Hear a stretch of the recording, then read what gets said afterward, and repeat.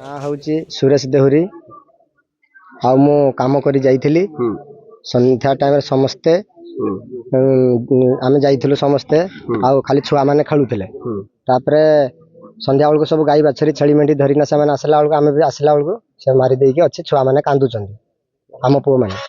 ଦାଦା ପଳେଇଲା।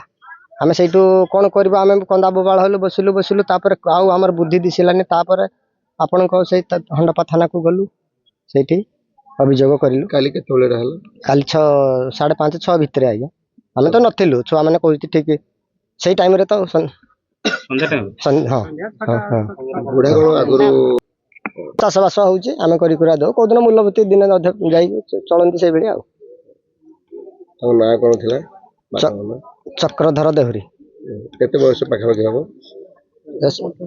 70 75 ଭିତରେ। ମାଙ୍କର ବର୍ଷ? ସେ 70। ତାଙ୍କ ନାଁ କ'ଣ? ରଇବାରୀ ଦେହୁରୀ।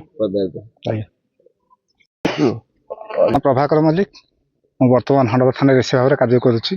ଗତକାଲି ସୁରେଶ ଦେହୁରୀ ନାମକ ଗଦେମୁଣ୍ଡା ଗ୍ରାମରେ ଆସିକି ଅଭିଯୋଗ କଲେ ଥାନାରେ ତାଙ୍କ ବାପା ତାଙ୍କ ମାଆକୁ ଗୋଟିଏ ଟାଙ୍ଗିରେ ଆଣି ହତ୍ୟା କରିଛନ୍ତି ବୋଲି। ଏହି ଖବର ପାଇଲା ପରେ ଆସି ଆମେ ଘଟଣାସ୍ଥଳରେ ଆସି ପହଞ୍ଚି ଦେଖିଲୁ ତା ମାଆ ମରିକି ମୃତ ଅବସ୍ଥାରେ ଖଟରେ ପଡ଼ିଛି। ତାପରେ ଆମେ ଦେଖିଲା ବେଳକୁ ତା ବାପା ତାକୁ ହତ୍ୟା କଲା ପରେ ଜଙ୍ଗଲରୁ ପଳାଇ ଯାଇଥିଲା। କିଛି ସମୟ ପରେ ଆସିକି ଦେଖିଲୁ ସେ ଅଭିଯୁକ୍ତ ନେଇ ଥାନାରେ ଅଟକ ରଖାଯାଇଛି। ବର୍ତ୍ତମାନ ତଦନ୍ତ ଚାଲିଛି।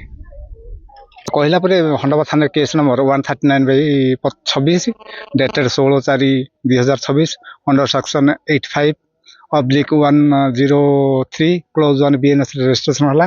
ତାପରେ ସାଇଣ୍ଟିଫିକ ଟିମ୍ ବର୍ତ୍ତମାନ ଆସିକି ଘଟଣାସ୍ଥଳ ତଦନ୍ତ କରୁଛନ୍ତି।